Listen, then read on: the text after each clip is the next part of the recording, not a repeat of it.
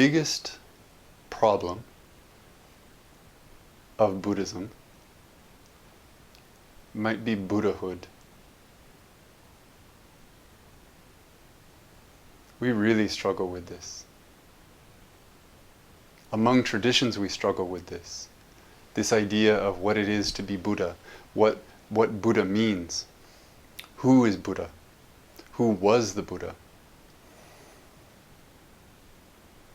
We struggle with it ourselves.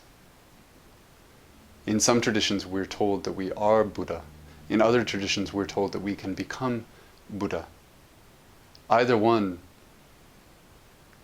can be an overwhelming idea. And from outside of Buddhism, it's a problem as well, because people project onto the Buddha whatever they imagine spiritual attainment to be.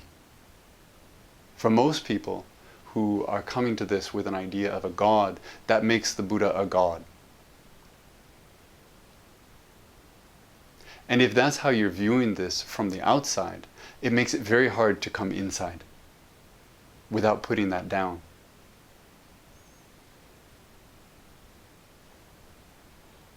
I want to talk about that a little bit tonight. As many of you know, I really enjoy this character from the last century, Kodo Sawaki. He was a very influential teacher in Japan and a little bit of a troublemaker.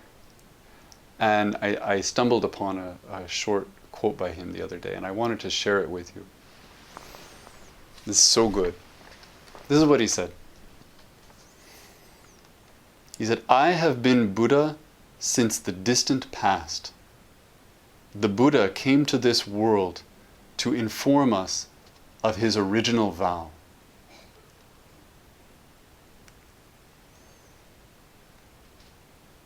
This just stopped me in my tracks when I read it.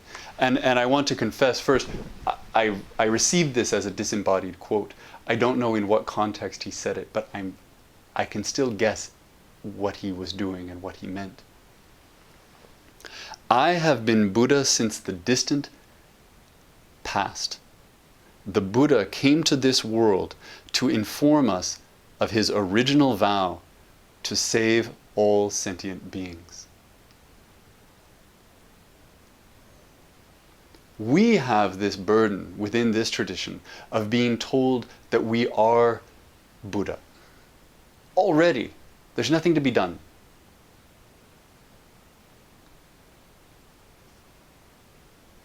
It's a beautiful idea. We also hear this as buddhanature. Everything is buddhanature. It's a beautiful idea.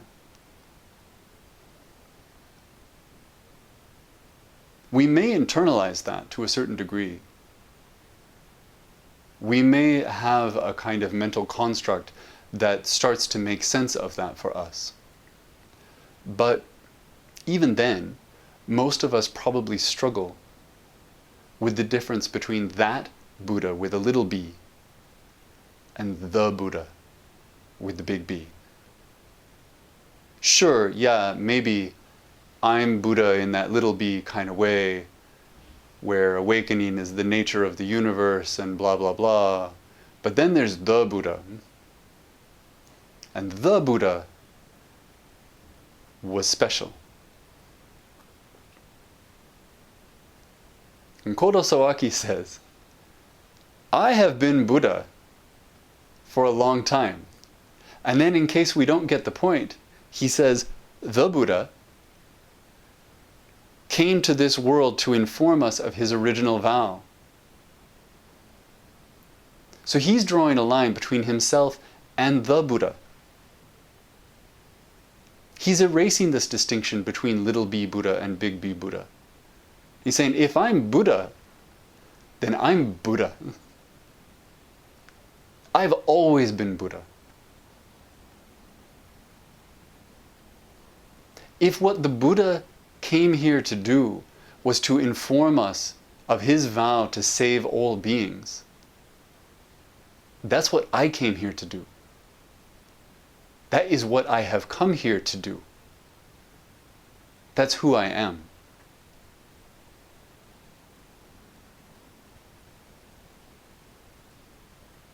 He's pushing our buttons. And the one button that he's pushing specifically has to do with confidence. It has to do with spiritual confidence, which I worry we lack.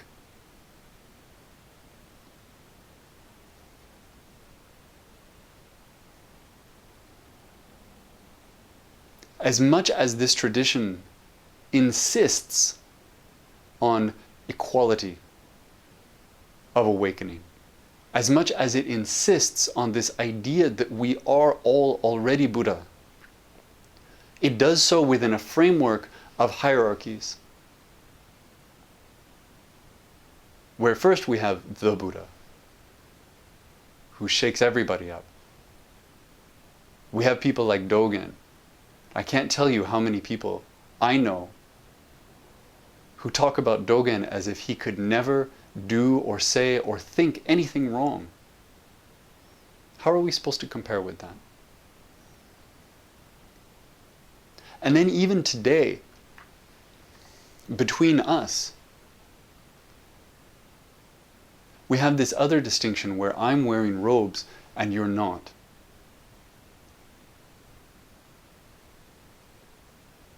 It is very difficult, I think, to practice within this tradition and not feel that gap.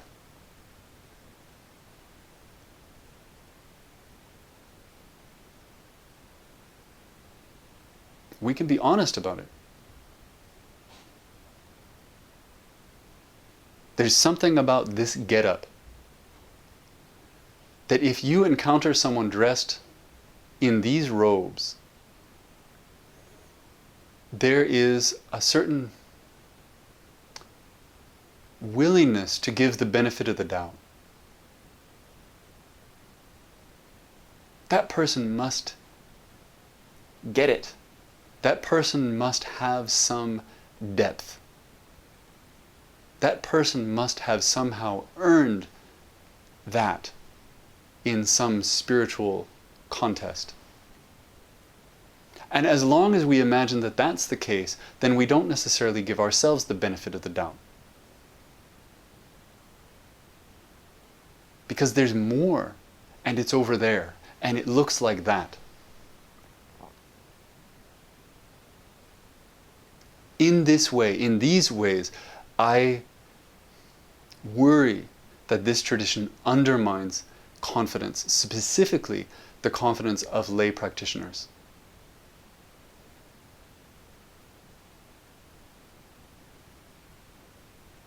So that we encounter someone who is not wearing robes, who has been doing this practice for 20 years or 30 years or 50 years, and we don't offer that person the same benefit of the doubt.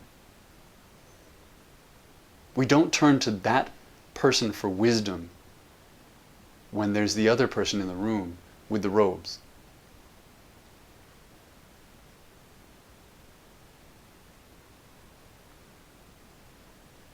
It's about how we're seeing others, but most importantly for today, it's about how practitioners are seeing themselves.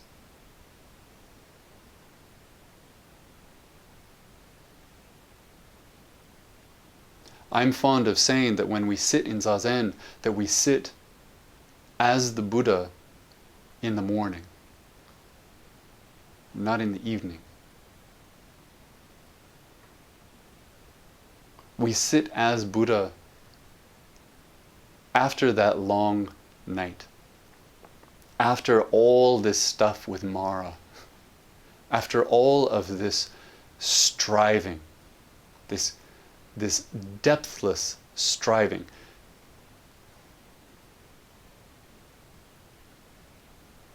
We sit as the Buddha just watching the sun come up.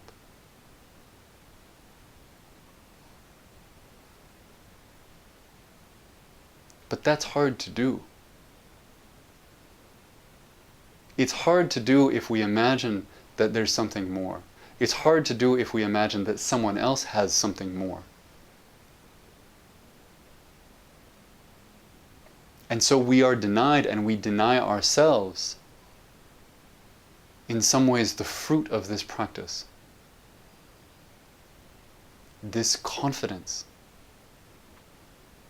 This deep settling in. And I want to talk about what confidence is.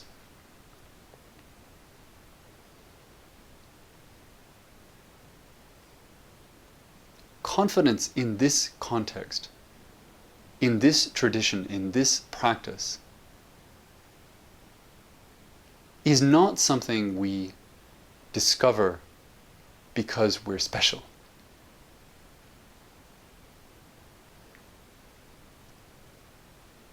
It's something we discover because we discover that we're not. Because we discover that no one is. The teaching that everyone is Buddha, that everyone is already Buddha.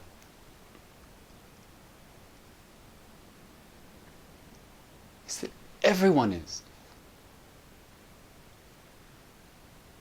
And so you don't have to measure yourself against someone else.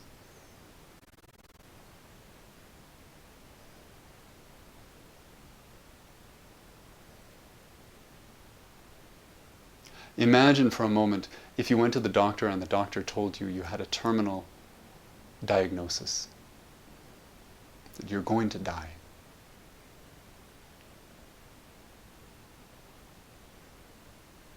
Culturally, we have a narrative around that moment, around how we're supposed to respond. We kind of see two options. One option is that we're floored by this. It pulls the rug out from under us, and we give up. We're broken by it. The second option, the one we valorize, is that we fight. We fight back. We become that person who never gives up.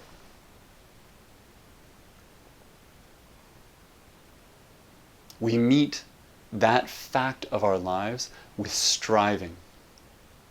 It's heroic.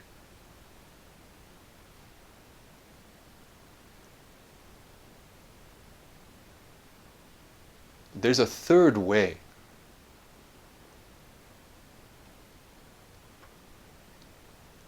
It is possible to meet the fact of your life, to meet that critical fact of your life, even, without pushing and without pulling, without resisting,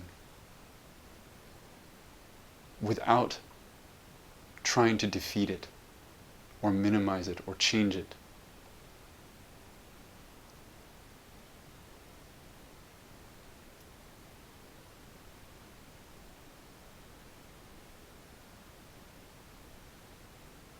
You are already Buddha.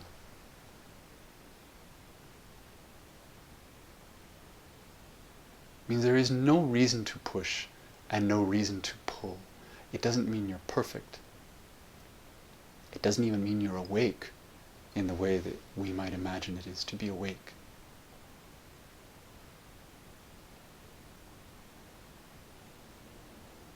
Nothing is missing. There's no metric by which we are to evaluate where we are. We're here. And everyone is here with us. Kodo Sawaki says, I have been Buddha since the distant past. He didn't become this. The Buddha came to this world to inform us of his original vow. And here is where we find the confidence. It's in knowing what you're doing.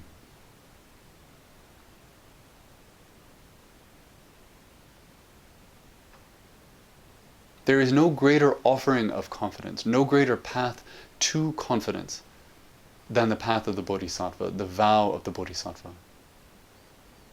And we've talked about this 100 times. It's not because that path offers you clarity about how to do things in each moment. It's not because that path makes you an important person for choosing it. It's not because now you're in this category.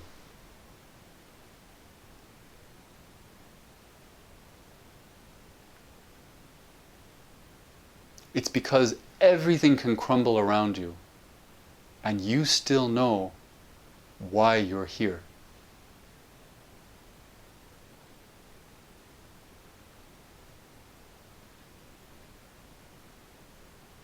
Nothing shakes that. Nothing disturbs it. Nothing calls it into question. Are you here to make an offering of your life? If the answer is yes, if you know the answer is yes, then in the context of this conversation, that's the only thing you need to know.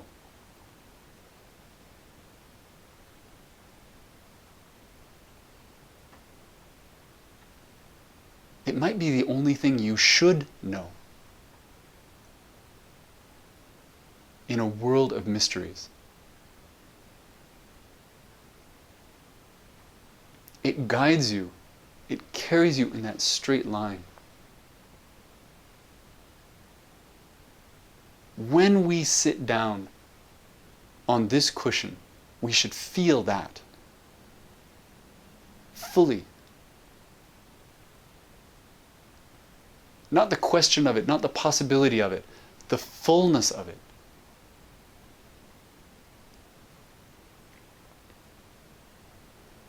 That's the confidence that's being spoken to here.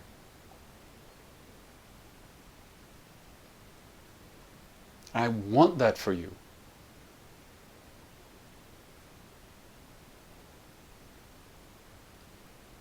I want you to find that. I want you to experience that when you sit and when you stand and when you walk, when you speak.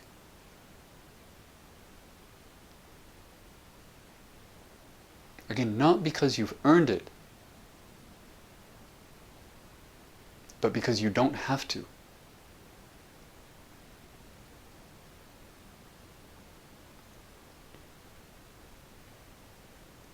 And that's where I'll stop.